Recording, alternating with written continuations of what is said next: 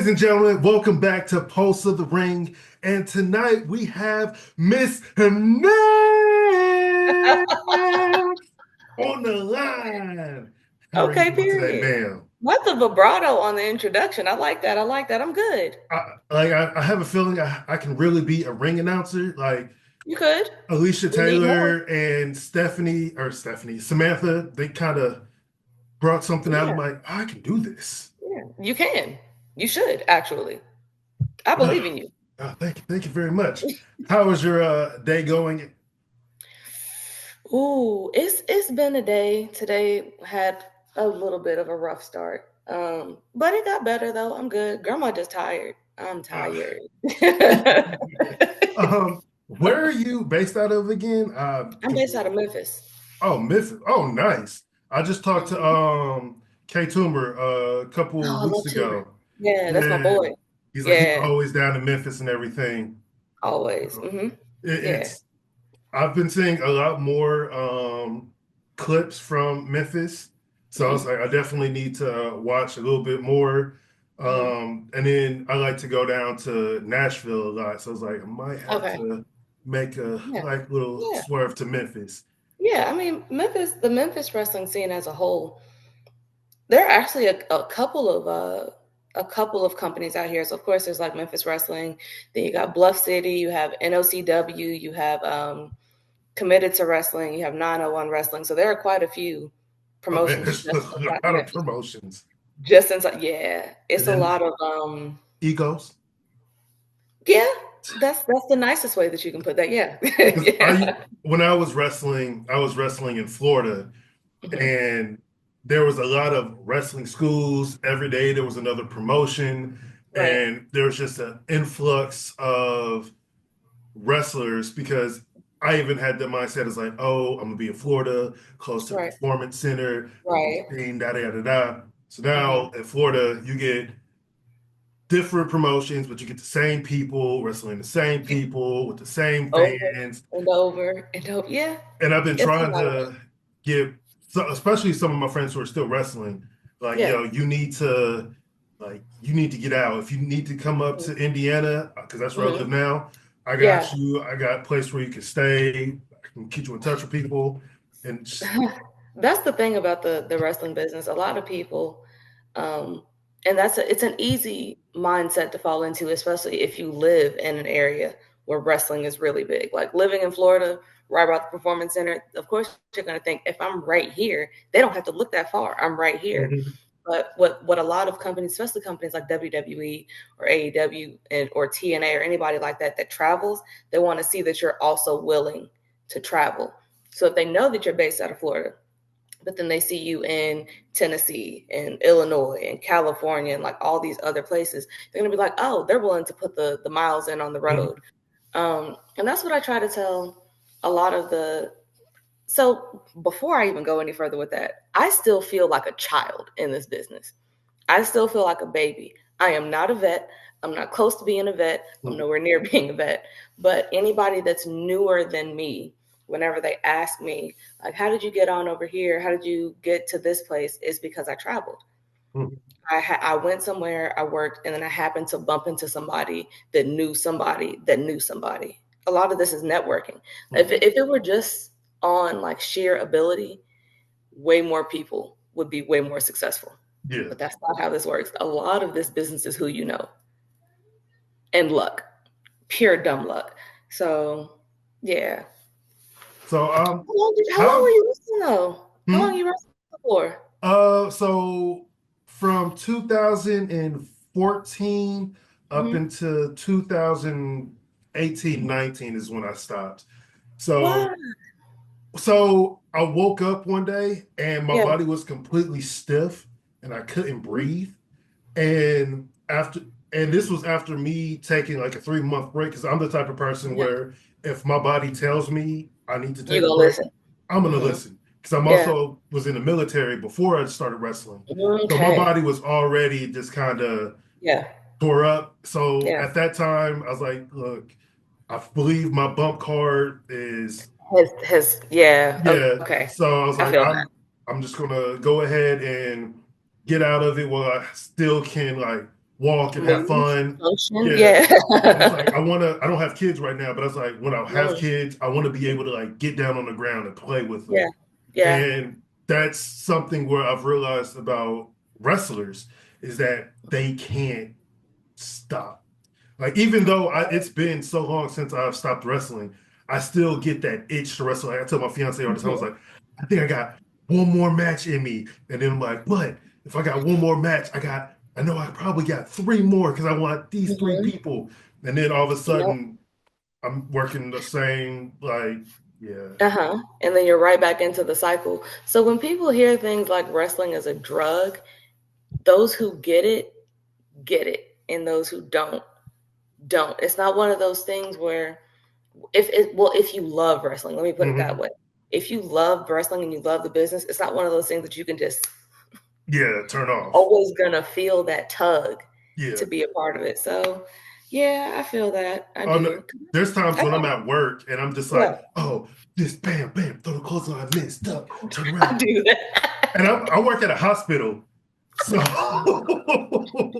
and I deal with a lot of patients who have to go to the psych ward. So my coworkers are just looking at me like, what are you doing? I'm like, don't mind me, former I'm just professional thinking about you wrestler. touching the Yeah. patient. Don't worry about it. And Don't worry about and it. I constantly ask them like, hey, because I work security. I'm like, hey, what if I hit somebody with a Canadian destroyer? Or what if I hit somebody with this like, what is that? You know what? It has the word What? destroyer in it. So Maybe no. don't. And that's my favorite thing to do is like, I don't have no plans to do any wrestling move, but I just like to throw out just a random wrestling move. I'm like, what if I do this? And they just look at me like, That's so funny. Oh my gosh. it's just, Breaking news, security guard Canadian destroyed yeah. a hospital patient. And it's like, I've wanted Oh to be a my God. professional wrestler for, Mhm, because I'm 36 now, mhm, I say 30 years. I mhm, like wanted to be a professional wrestler. I got to do it. mhm, It happened. But like, mhm, I, it's like you said, it's a drug. mhm. And just to hear the fans yell your name or Yeah. boo you, I Yeah. love Oh it. yeah. Like, I don't Yeah. understand when people are like, oh, I don't like being the bad guy. I don't want to be booed. I It's love so that shit. good. It's so good. And I don't have to Being do a that much as a heel. I can you kick, punch, and don't. don't be a mark. So, so the great thing about being a heel, because everybody, well, let me not put it that way, not everybody, but most people want to be the good guy because they want to be the guy that everybody likes and everybody Hmm. cheers for. But there is something about, because no matter how good you are as a face, you're only as good as the heel you're in the ring with. Yeah. And being a heel, I didn't realize how much I would enjoy, because I always wanted to be a good guy Hmm. until I worked heel. Granted, I love being a face. Being a face is fun, but working heel is just, there's something about it. And so put it this way: if I'm a face and I'm having a good day, I'm gonna have a great day in the ring. Yeah. But if I'm a face and I'm having a bad day, now I have to paste on a smile so I can high five everybody and hug all the babies and all the things. But as a heel, if I'm having a great day, I'm gonna have a great day in the ring because I'm just Yeah. la di da, kicking somebody in the face, choking them out on the ropes, all the stuff. But if I'm having a bad day as a heel, I'm also having a great day in the ring. So now I have an Hmm. outlet. So like being a heel is just, it's so good. It's like getting that reaction from the crowd, knowing that you have their emotions in the palm of your hand. It's fun. I just like It's a being lot. able to talk shit. Right. Like, and Right. it's like, oh, shut up, you stupid kid. Ah, la, la, la, la. I can say damn near whatever I want. Because we're gonna And whoop you. yeah, Yeah. I remember Yeah. one time I took a kid's popcorn. I just started eating it right in his face. Like, I love doing that. That's so good. A kid told me that I sucked one day, and I told him I learned from his mom. It was great. It Yeah. was a great show. So yeah, baby, we And, had this talk. We had this talk. Nope, go forth and be great. Go forth and be great. No, sir. Would so, you like to say hello? how you This is doing, big man? Hi. We had this talk before mommy got on this interview. You remember? Stop being dramatic. Go play. Go forth and So, be great, baby.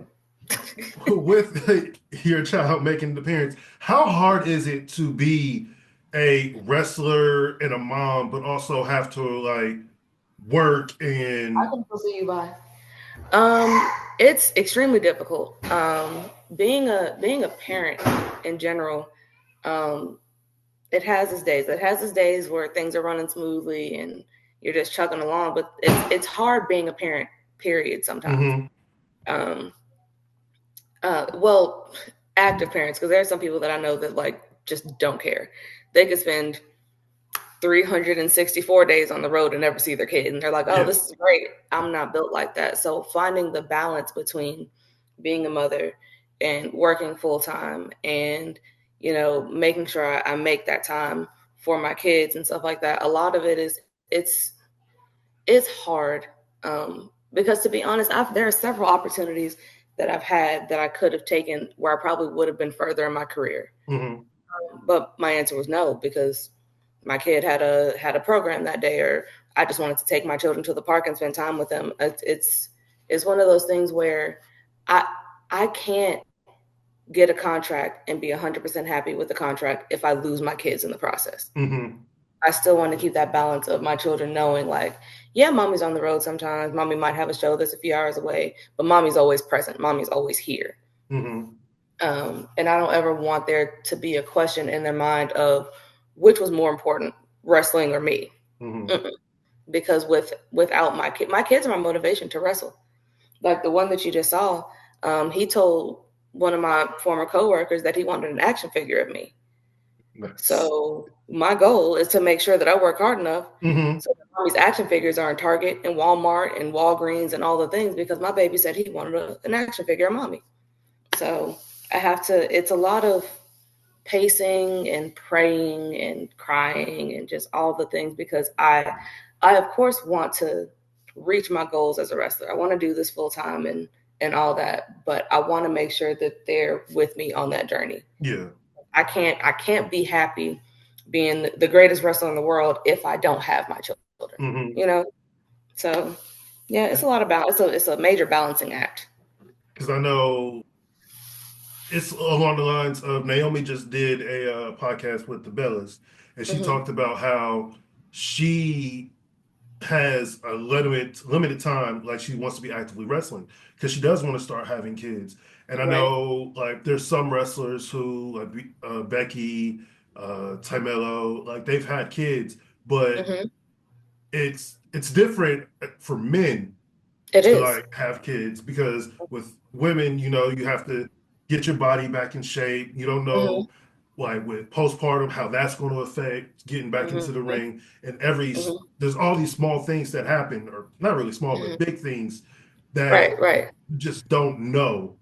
Yeah. And with wrestling business, it's so on the go, on the go, on the go, especially on the indie scene, because you can Mm-hmm. wrestle like in Memphis the next weekend. You're jumping on a plane and heading to Michigan, this, there, Mm-hmm. everywhere. Mm-hmm. And not to mention if you just so happen to get on Japan's loop, so you're going for 3 months. Right. Right. Yeah. So the thing with, and I've had this conversation several times, men don't have to take time off Mm-hmm. when their significant other gets pregnant. When she gets pregnant, she definitely has to take time off because she's creating a life. But it's not just the however many months, the 9 months, 10 months sometimes, that it takes to bring a child into the world.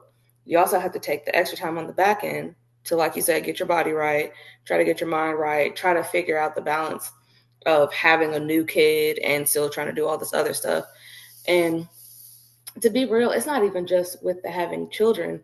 I feel like, generally speaking, women's wrestling have a shorter shelf life than men do. People expect men to still be wrestling when they're 50, 60, sometimes 70, depending on who the wrestler is. But once women hit a certain age, they kind of stop looking at them a certain way. And now they're looking at the new 18-year-old that just hit the scene and stuff like that. So um, there's a lot of camaraderie in women's wrestling. So I don't want to make it seem like it's catty, because it's not. But there is also that level of, like, it feels limited sometimes, Mm-hmm.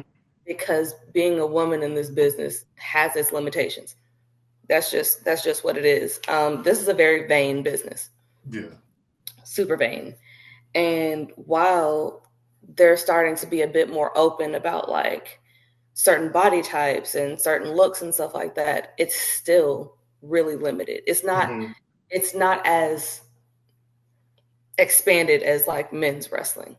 A Yeah. man can look like who did it and why, and people still want to see them wrestle. But if a woman doesn't look a certain way, it there would have to be something else apart from her looks that would make people want to watch her wrestle. Because I You know? remember one of my favorite, just like women rivalries, was Mm-hmm. always Awesome Kong and Gail Kim.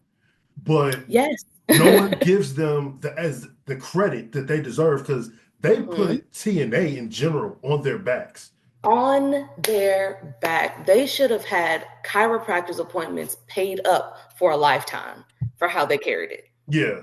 And it's like people are like, oh, Awesome Kong's this, Awesome Kong that. Awesome Kong did what she needed to do. She was Period. amazing at it. Yeah, her Period. WWE stand didn't go like she thought. That's also because WWE doesn't necessarily know how to, well, especially at Book that her? time.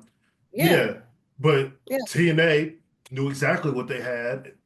They had Mm-hmm. someone like Gail Kim, who is an amazing brain when it comes to wrestling.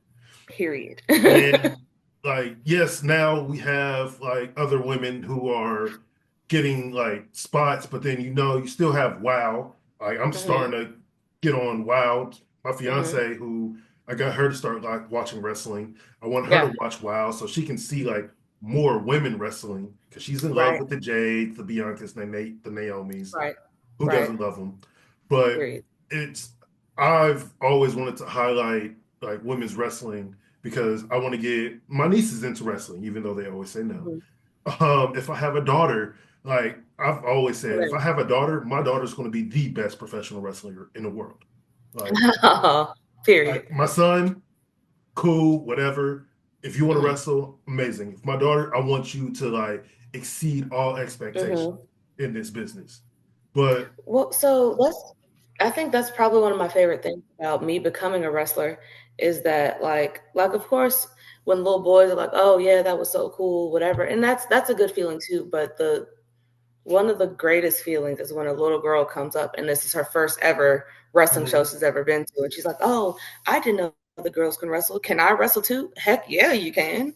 Like, of course you can. So it's good to because I remember being on that side of it mhm, and like seeing people like Lita and Trish and Jazz and Jacqueline and Mickey James and like all these great women doing all of these great things and be like, dang, I can do that. I want to be a part of that. So going from the little girl that looked up to all these women to being in the ring and having little girls look up to me mhm. is like it's pretty dope.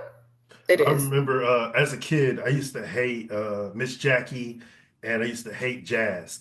But like as an adult now, I've gone back and watched their stuff. I was like, they They were were lit, way right? ahead of, yes, they were way ahead of their Yeah, time. They they weren't were. this diva persona that, they were always trying to Mhm. put out there. They were wrestlers. People are like, Yeah, they oh, were. they don't want to be slammed, or men don't want to be slammed by women. Miss Jackie was suplexing people, She was. Jazz was suplexing people, and it's She like was. it's wrestling. Yeah. The ego stuff about it is just on a whole annoying level. It's like Yeah, it women can is. do anything that the men can do, especially if you work with them. Right. Like when I Right. was training, I would always tell the ladies who were I was training with them like, yo, hit me. Don't Rock me. don't patty Hmm. cake me. Don't think just Hmm. because you bump me, I'm gonna go down. I want you to hit me. I want you to use Hmm. all of your force Hmm. because when you start doing that, you start getting a real feel of it. Yeah, Hmm. most of the time, I can't say anything because I'm not a woman. I've never really wrestled with them, but it sometimes seemed like they kind of patty cake.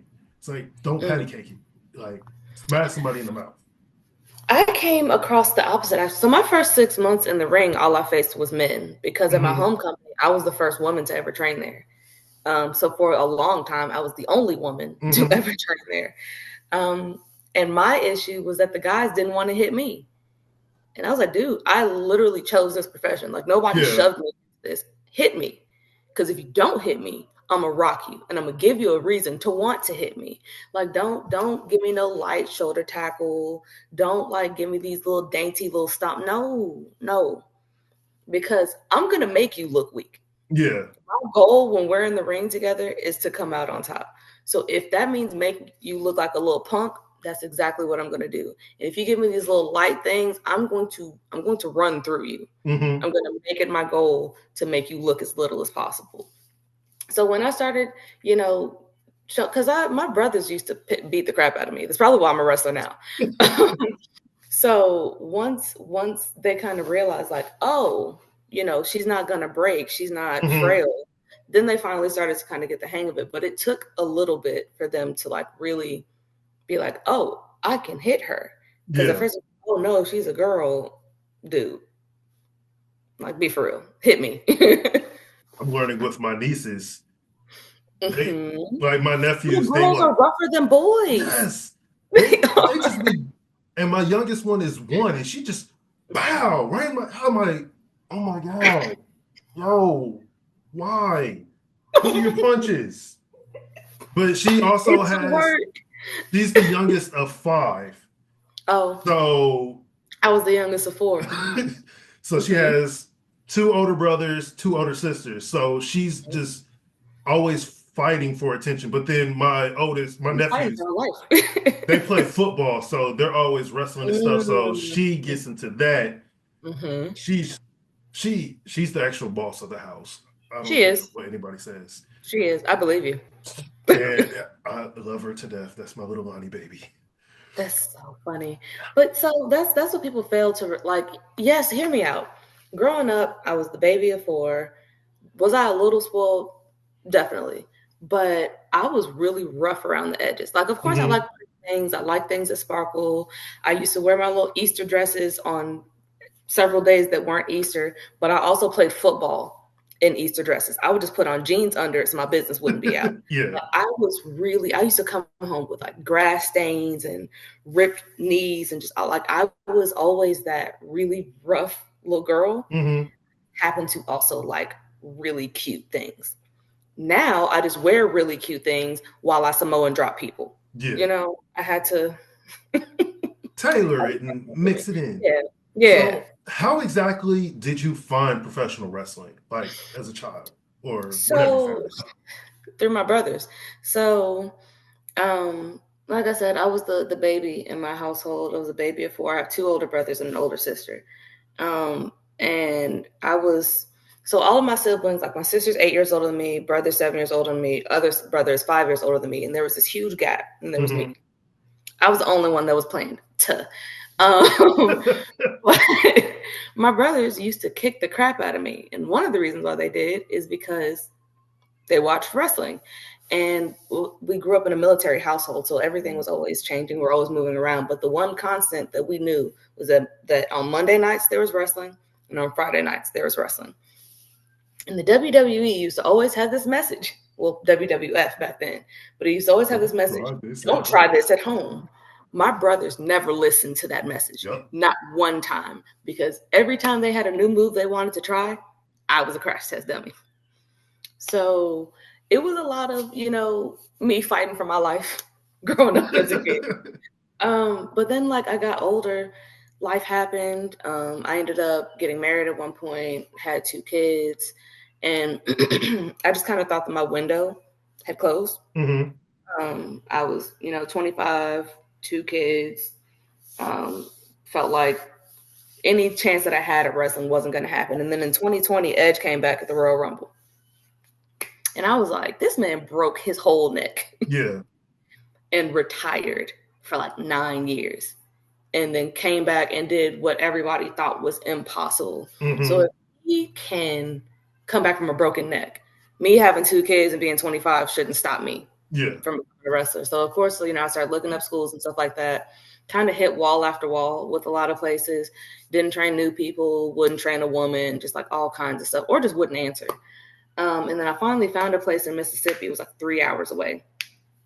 My brother took me out there to train, took my first bump, and I was like, yeah, this is where it's at. And then COVID was like, no, it's not. Sit down. Shut the whole world down. I was like, Damn. Okay, maybe I'm not supposed to be a wrestler. But then when stuff started opening back up, I kept, reaching out and stuff like that. And then I reached out to Gio Savage because I met him at the first place that I trained at. And I was like, yo, do you know anywhere that would train a new female wrestler? Mm-hmm. He told me about APW in Marianna, Arkansas. And he was like, they don't have any women, but I'm sure they'll train you. Reach out to the promoter and then see what he says. And when I reached out, they invited me to a show, and the rest was history. Nice. I've been wrestling ever since. So yeah, now I'm in love. Now I'm holding 3 championships right now. Hey. Yeah, I got, hold on. So I got, this is the first one I ever won. She's pretty. We love her. Nice. We love a good purple moment. The inaugural Alpha Wrestling Association Women's Champion. I also have the good old EPW Women's Champion. Win a whole tournament, run through some females to take that up off Maddie, the American Baddie. And then this one is dear to my heart. This one is the APW Workhorse Championship because this is my home company. Mm-hmm. Like I told you, I was the first woman to ever train with them. So they don't have a women's championship. Mm-hmm. In my head, the only championship that I really, really had a chance at getting was the tag team championship. Okay. But I'm not a tag team wrestler. I've done tag matches before, but I'm mostly a singles competitor. Mm-hmm. So I didn't really see myself winning a championship there. And then I was putting a triple threat for that baby right there. And I won it. Only female in that match, and I won it. Hey. Like, I remember one of the times we were in an intergender match, or I was, and the opponent tagged in their female counterpart. And I was like, I don't know what to do. So I was like, I'd have ate it.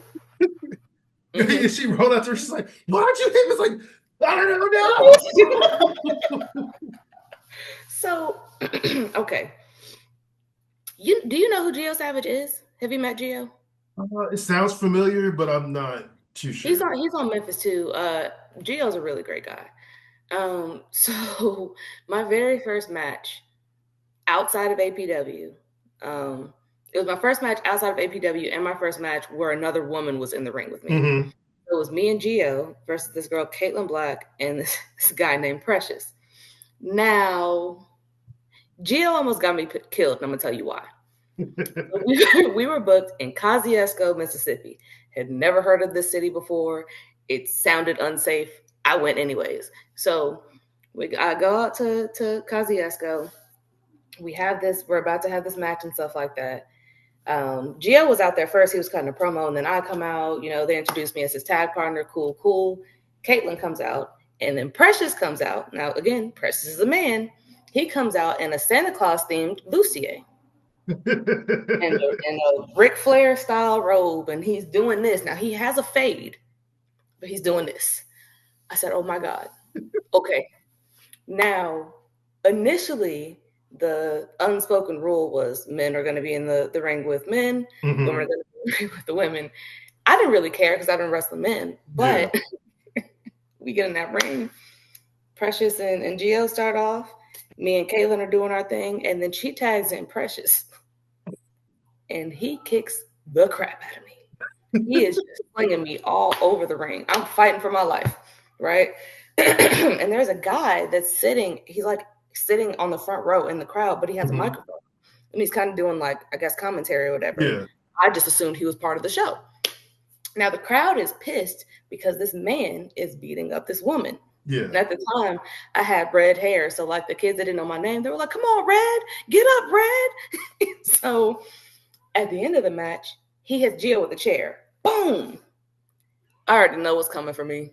I just braced because I was like, he still has a chair in his hand. Picks up the chair, hits me. Bam. I said, all right. Crowd is going nuts. Now the guy that's sitting in the crowd with the microphone, he's talking his trash, and the crowd starts chanting, get the ref, because the ref didn't stop me from getting hit. Yeah. He says, oh, you want me to get the ref? So he gets up out of his chair, he takes off his belt, slides in the ring, and starts chasing the ref. Now I'm confused because I don't remember anybody telling me about this part. Mm-hmm. So I look at Gio because maybe Gio knows. Gio looks just as confused as I do. I said, "Oh, we're in danger." Okay. And then as I'm thinking that, the crowd starts folding up their chairs and tossing them into the ring. Oh, that's the whole Cactus Jack Toy Funk situation I again. said, "Oh, I'm not going to die in Kosciuszko. Not today." So I roll out. I sell to the back. I've already got my PO, so I'm packing up my stuff. There were kids like following me to the locker room. What happened to you, Red? We were rooting for you. Go find your mom. I'm going home. I said, yeah, Kosciuszko, y'all doing a bit too much for me. I'm a skedaddle. Y'all don't got no phone service out here. It's dark. Oh, I'm yeah, that's already sounding a little. I still that happened like 4 years ago, almost 4 years ago. I still hold that over Gio's head. I'll never let them. I said, you almost got us killed. Um, what are some of your inspirations within like the wrestling business? Mickie James, for one, you could never make me hate that woman. Never. I'll come to blows for Mickie James. I love her. Lita, of course. I think she's one of the reasons why I dyed my hair red at one point, and then like the fishnets and stuff, because I was a really big fan of Team Extreme as a whole. Same.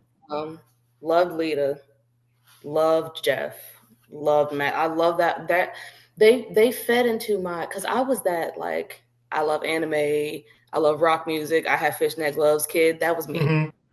I was into that I got before it all was my cool. anime stuff all around. That's what I'm. So I was into that stuff before it became a trend. Mm-hmm. You know, so they really like. I felt like they spoke to me. Yeah.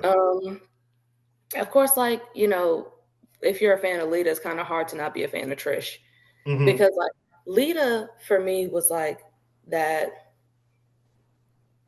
grungy kind of like emo scene side of me, and then Trish was the side of me that liked pretty things. Yeah, the preppy-ish style. Yeah. Yeah, so like there was that balance. I of course love Jazz and Jacqueline, because who doesn't love a strong Black woman in the ring?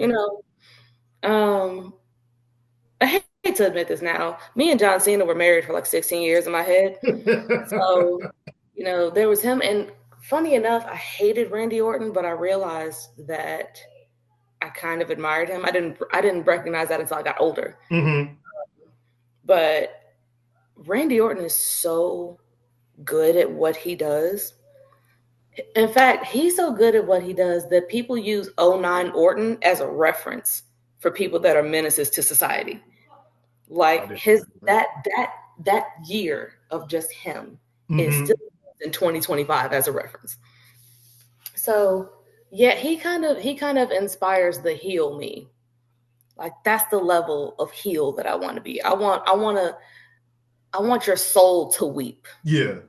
Heel. And it's crazy because Orton, out of everybody, he doesn't do a lot. He But what doesn't. he does, he makes it make sense. And he Mhm. just has like, I think it's his face. It is. And There's this subtle nuance, the subtle nuances that he has. It's the way that he like moves his head, or the slight facial expression that he might have, or just like his entrance is literally him just walking really slowly and looking menacing. He's not doing nothing flashy. He's not jumping up. He literally walks slowly. He walks like a predator. Mm-hmm. So that's what I want to do. I want to be able to do absolutely nothing and still be doing a lot. Yeah. You I know. used to get blown up on my entrance. But what did you do for your entrance? I was just hyped because I would come out to J. Cole's Blow Up. And you will blow yourself up. Yeah, but it was more like I'm just like, God, what's up? Get into the ring, just not really jumping around, but I'm just very just like, animated. Yeah. So then when I get to the ring, I'm like, all right, grab a hold. That's funny. It's like, lock up, take me over, just lay here. Just lay here. Chill. That's funny. That is funny. Actually, I know a couple of people like that, actually. Where I'll watch their entrance and I'm like, bro, you not tired? I'm tired from watching you. Yeah. Yeah. That's why they kind of keep doing it. All right, let me catch my breath as I walk down the stairs. Oh, that brings me to something. So a couple of years ago, I was casted in a music video. Mm-hmm. I didn't know that I was going to be the main antagonist in the music video until like 2 days before the music video. I was just told that, there's a musician here. She wanted like Memphis wrestling to be the theme of her music video. So I just Mm-hmm. assumed she just wanted wrestlers to do some wrestler things, and that was it. They didn't tell me that I was like her rival Yeah. in the video. So they're like, yeah, first you're gonna have a match against Mackenzie Morgan, then we're gonna have you body slam a couple of guys from the locker room, and then you're gonna have a match against her. I was like, that sounds like a lot. I'm having And 4 matches. was a wrestler, so I had to go up there a couple days before and like kind of teach her just some basic things Mm-hmm. so that she could do it in the music video. So I do the first match, and it's like a standard like 8 to 10 minute match. So by Oh, this why point, does it need to be that long? because they only used like 0.2 seconds from that match in the music video. But Wait, yo, we could have made this a 5-minute match and like. let's get this done. So I do the match, and then it gets to the point where I have to body slam 2 of the guys in the locker room. Now I'm thinking I'm gonna do a couple body slams, and that's it. Mm-hmm. I was body slamming them for like 10 minutes. Up, That's the down, blow up drill right there. go play.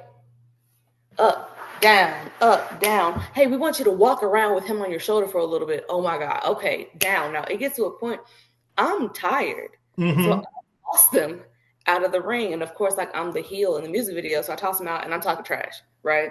Talking trash. Dustin Starr, because it was at the Memphis wrestling facility. Go play, baby. Now, you're about to get in trouble. Bye.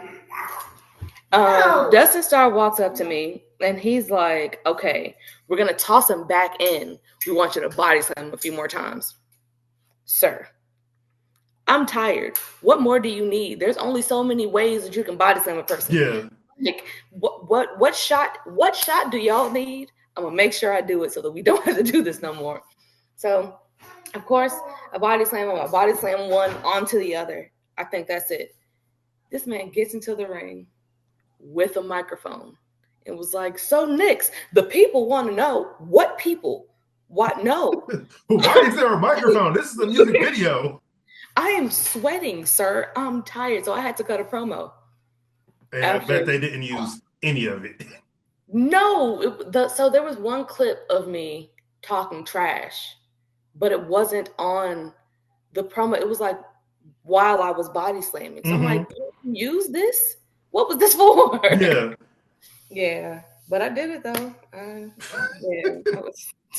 That must have been a very, very long day. Such a long day. So what was training like for you when you first started training? Like when you started taking the bumps and doing the rolls, like how was that? Did it come natural or did you like, okay, ooh. According to everybody else, it was natural. Mm-hmm. Like, I mean, for me, it kind of felt natural, probably because I was used to people beating me up. But I don't remember a time. I think the only thing that I like struggled with when it came to bumping is like, there's a term that I like to use where I say the thang be thanging. Mm-hmm. To kick up my legs a bit more because I'll land on my butt if I regular bumped. Yeah. So I had to pick up a bit more. But that's the only thing. Like everything else just kind of, it felt like puzzle pieces were clicking into place. Okay. Or just something I was supposed to be doing. So I never really I had hiccups. I had stuff that I had to work on, but that's like with anything. I never felt like I struggled to learn how to wrestle. Mm-hmm.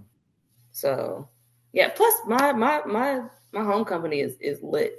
Like I was trained by people that knew what they were doing. Mm-hmm. So that's the issue also, because people, they'll get into wrestling, but they don't understand. You need to start vetting like who is like the lead trainer, because you never know what they have. Because guy who trained me, never going to mention his name, was into some shit. And then it's just like some people, they're just like the backyard wrestlers, and they're not going to teach you the correct The real stuff. fundamentals of how you're Hmm. supposed to. Yeah, yeah. Oh, believe me, I've seen there are people that have probably had like 6 or 7 matches in their entire career that are apparently trainers now. Don't know how that works, but yeah, And it's yeah. like That's anybody with the ring can consider themselves a trainer, but it's like that's not. no. It's really for me. It's like a. It's not even just a you being good at this. It's extremely unsafe if you don't learn the correct way to do this because we're not in the ring actually trying to kill each other. That's not the Hmm. goal. So when you don't learn how to properly do something, you could do something to end not just your career, but somebody else's career too. Yeah. You know, um, and I feel like as a whole for the business, people should want better than that. Give me one Oh. second. And we are back. Um, so when it comes, so a lot of people don't know about indie wrestling. They always Mhm. know about the major promotions, Right. and I constantly try to tell people that for because looking just at the SummerSlam tickets, 40 grand for front row. And I try to tell people if you want to go to a Jesus. front row TV side or what are you're seeing on TV, 40 grand. 40 grand. Yes. Okay. I Some went people do to that a year. Jesus I Christ. went to the Royal Rumble this year and I spent $1,200 for 2 tickets and we were on the floor. I was like, Really? that is affordable. 40 grand? 40 grand? Do y'all want people to be there? Like, That's what everybody's been saying. Someone because I was listening to the Jim Cornette podcast and they were mhm. like, they've been going to events for a few years now. It was like in 2019, it was like $400 for floor seats, TV side, Right, and then right. it's now up to $800. And like I try to tell people, it's not affordable for a family of four to go to a wrestling event because you're No. spending $400. I try to tell people all the time, like indie wrestling events, Hmm. you can you can get there and get merch and food for under $100. Oh, And yeah, I try to easily. I try to explain to people like why they should go to indie like wrestling events. So what is Mhm. your thought process on why people should go to indie wrestling events? Well, so like I said before, I grew up in a military family, so I didn't really know about the indie wrestling scene like that growing up. Hmm. The one that I knew about was the WWE and like Impact, TNA, stuff like that. So I didn't really get my eyes on the indie scene until I became an indie wrestler. Like my home company is the first indie show I'd ever been to. And one of the things that kind of drew me to it was the crowd, Hmm. the way that they were reacting to the wrestlers, and the kids like being real, yeah, hit him in the face with a chair, like, oh snap, okay. It's indie wrestling is the pulse Hmm. of the wrestling business. Like the wrestling business, there would be no WWE without the indie wrestling scene because most of the stars that people knew, they didn't start in the WWE. They started as indie wrestlers that worked their way to the WWE. Um, so like it, WWE, AEW, Ring of Honor, TNA, Impact, like none of these companies would have been companies if Hmm. the indie wrestling scene didn't exist. And then to be real, the indie wrestling scene has the same amount of talent, if not, I'm not going to say more because I don't want to, that comes off as if the WWE doesn't have like stacked talent, but they only have so many people they can hire. Hmm. There are so many talented workers on the indie scene. They just don't have pyro and super fancy gear and stuff like. There are a lot of people that just haven't made it there yet. Yeah. And then you want to be a part of the wave of, oh yeah, I knew this person before they got here. Like, go to an indie show. You don't have to spend thousands of dollars. You're not going to spend $30 on a hot dog. It's good to really get to, and then you have a bit more. I don't want to say intimacy because that makes it sound weird, but it's more like you're right there with, Interaction. yeah. Yeah. Like you don't have to pay $80 for a picture and an autograph. It's just that person is right there. You probably get a chance to talk to them after the show, sign autographs, take pictures, shake hands, kiss babies. Like all of that is right there in the palm of your hand, and it's right up the road. Like there are so many indie promotions across the United States, everywhere. But if you don't know that they're there, and that part falls on the wrestlers and the promoters and stuff like that. We have to promote it. Because if people don't know that we're there, they're not going to come. That's something that's with me. Just like you didn't know about indie wrestling, I didn't know about indie wrestling until I got out to military and I moved to Florida. I was like, yeah, I'm just going to train. I actually, when they opened up the PC, I went into Triple H's DMs and I was like, hey, do you guys take the GI Bill as tuition to train? That's so smart, though. It's like, yeah, I just didn't know. And then I found out that there was one about maybe 20 minutes away from my house when I lived in Indiana. I was like, if I would have known about just the training school, I probably wouldn't have joined the military. I would have pursued wrestling like as soon as I turned 18.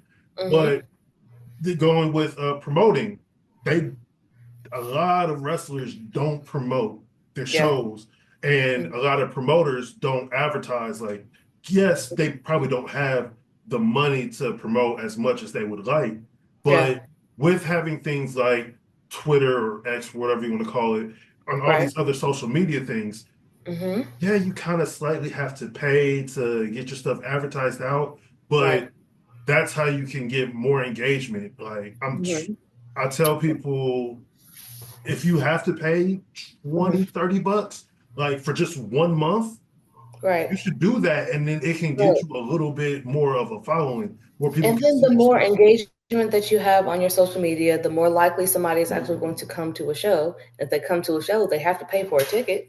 So that's how you're making your money. I think that promoting should be easier now than it was before. Because back before social media was a thing, it was a lot of word of mouth. Maybe if you posted a flyer somewhere on a storefront door or something like that. But now it's gotten to a point where all you have to do is post a picture. Put a cool caption on it. Have a certain amount of people share it. Have your workers go out and try to sell tickets themselves. Like it's one of those things where we have everything in the palm of our hand to make it happen. We just have to go out and make it happen, So, and shoot, we're indie wrestlers. We don't have contracts. This is how we make our money. It's like you can't sell no merch if ain't nobody in the crowd. So it's I love wrestling, but it can be a labor of love. So what is the best advice someone has given you in wrestling? I don't really know if there's a best. So I've been blessed enough to meet some really dope people. So like I did the Mickie James masterclass that she had a few years ago. So I spent like 4 days with Mickie James.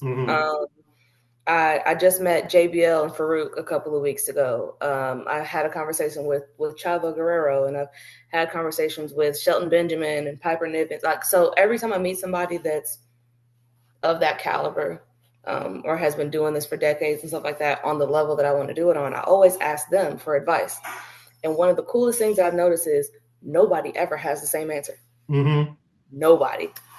So like, of course, they'll say things like you have to go out and you have to get on the road. Farouk told me, and Xavier Woods actually told me the same thing when I talked to him a few years ago, but they were both like, you have to be honest with yourself. You have to be honest with yourself about where you are in terms of like your skills. What does your gear look like? How are your promos? Are you willing to get on the road? Like, it's a lot of, you have to be honest with yourself, because everybody wants to be a star, but everybody doesn't want to do the work. So do you feel like you're doing enough work to be where you want to be at? Or do you feel like you need to do more? Do you feel like you've gotten complacent? JBL, his advice was cover all the negatives. So whatever people are saying about you that's negative, cover it. And then they have nothing else to talk about. Because if, let's say, like, for instance, My issue was my weight. Mm-hmm. Okay, well, get in the gym, fix your diet, lose the weight. Because then when you lose the weight, what else do they have to say about you? And then whatever the next negative is, cover that too. Because eventually they're going to run out of negatives to say about you. Mm-hmm. Let's see, what else? Most of it is the whole, like, getting on the road, network, get your reps in, pay your dues. But I think, you know what, now that I think about it, I think my favorite is the whole be honest with yourself, though, because that's really what this is about. Everybody wants to be the next That. John Cena, Randy Orton, Rhea Ripley, Bianca Belair. Like, everybody wants to be the next whatever. Mm-hmm. But these people didn't just become these people. They didn't just wake up and they were, headlining WrestleMania. These people had to do countless hours of work, literal blood, sweat, and tears to get to the point where they were at. And when people aren't honest about where they are, they just assume, well, I'm already a star. Are you? How often do you go to the gym? How often do you get on the road? How often do you cut a promo? Are you good at promos? Are you not good at promos? Can you work babyface? Can you work heel? It's a lot of, you have to do a lot of Soul interest. searching. Yeah, you have to see where you're at, because if you can't be honest with yourself, it's not gonna go well when somebody else out in the world is honest with you. Because you might be trash, you might be the drizzling shits, and somebody in this business is going to tell you. But yeah, I think I like the honesty thing, because I'm really hard on myself. Like, I have people tell me all the time, yeah, you're great, you're gonna go far, you're gonna get a contract in the WWE, and I'm like, I don't think I'm there yet. I feel like I need to do more. Maybe I need to change this. Maybe I need to tweak this here. Maybe I need to work on promos over here. So a lot of me is I'm in competition with myself all the time. So yeah, I just want to be great, man, and I just want to wrestle. So before I let you go, I'm gonna throw some just random questions at you. First thing that come to mind, just go. All right. Okay. Favorite wrestler? Ooh, that's so hard. Oh God. Mickey James was the first person that popped into my head, though. Mickey James it is. I love her so much. Like, she's so kind. And she gave me mom advice. Like, can't make me hate her. Yep. Favorite wrestling match that you've been in? I was in, God, I've been in so many that I really like, but it's kind of tied. The first one in Mississippi? It's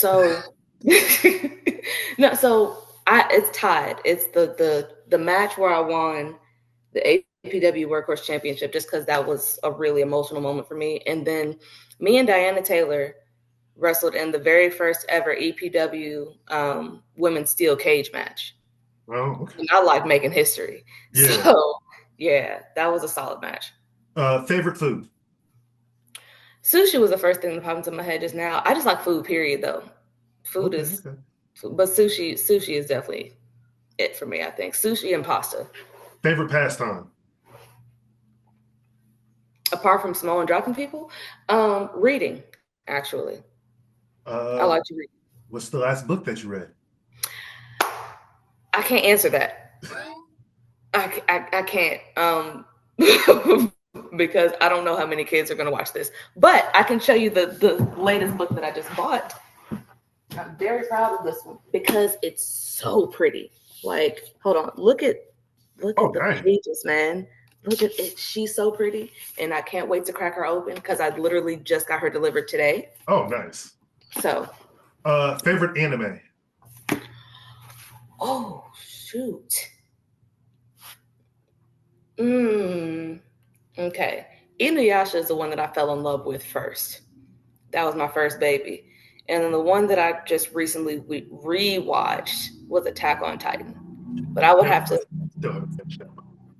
Yeah. So, God, I'll go with Inuyasha. It's an oldie but a goodie. Most overrated anime? Oh, I'm gonna get canceled. I don't like Naruto. Oh, I can get that. I'm not a fan of Naruto. I'm just not. I can get into bits and pieces of it, but you will never catch me being like, "Ooh, I'm a binge watch Naruto." Mm-hmm. Absolutely not. Let's see. Favorite Pokemon?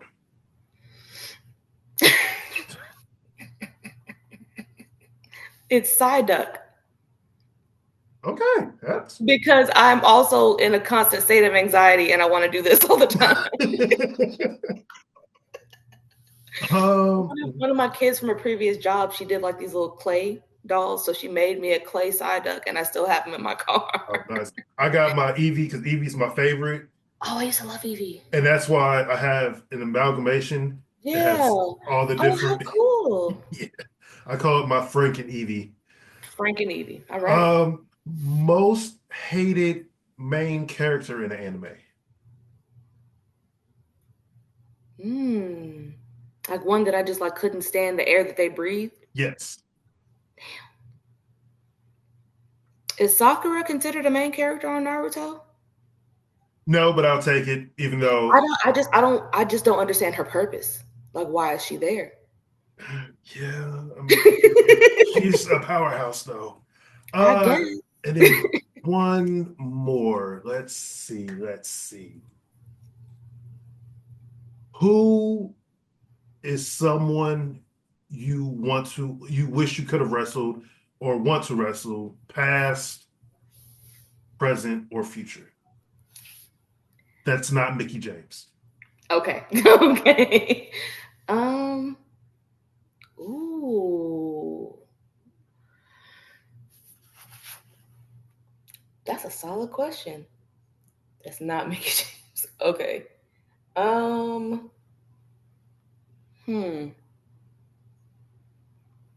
Melina. Okay. Just because I want to work, and I want to work like peak heel Melina, like scream to the top of her lungs, because I've actually cried with her before. But she had a lot of subtleties that I didn't realize until I met her, and she like turned her character on out of nowhere, and I was like, oh, hello, and then she went back to like normal, nice Melina that gives people hugs and cries with them. I was like, I feel like, and then she's bendy, so I could just like twist her up. Yeah. I feel like I would have a pretty solid match. Actually, AJ Lee too, because she's psychotic, and I like psychos. So I need AJ Lee to come back, please. I want her to come back so bad. And I also need there to be a season 3 of Hills, because I need AJ Lee back. I don't understand why they canceled it. Because of the writer's strike. Oh. Yeah, during that whole writer's strike and everything. And they actually had a few episodes. They were in the beginning of, I believe, production and filming. But then, it just went kaput. And supposedly CM Punk has been pushing for season 3, because you can't. Me and the fiance just watched it last month, and she was like, "There's another season, right?" And we need more of this. Yeah, I was like, "You can't leave off that." It's like, no, there's nothing else. Side note: I was also married to Stephen Amell in my head for a few years because I was a fan of the Arrow. So I did like the Arrow. Granted, it kind of fell off. It did towards the end. It did, but I had to see it through because I had to finish it. Stay. But thank you for being on here with me. I hope to see you wrestle. If you ever come up to Indiana to wrestle, definitely let me and the fiance know. We'll come and support. Hold on, my baby. I'm still talking. And hey, little man, we about to get off right now. All right. So I will talk to you later, and have a great night. You too. Bye. See ya.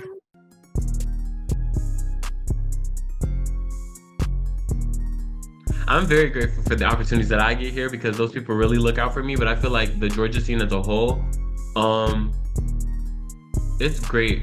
It's great. It's really kicking in like a new generation of wrestlers. But I feel like I'm ready to break down more doors and more barriers for like Black people and queer people. But it's come so far, but I'm ready to see where it'll be in like 5 to 10 years.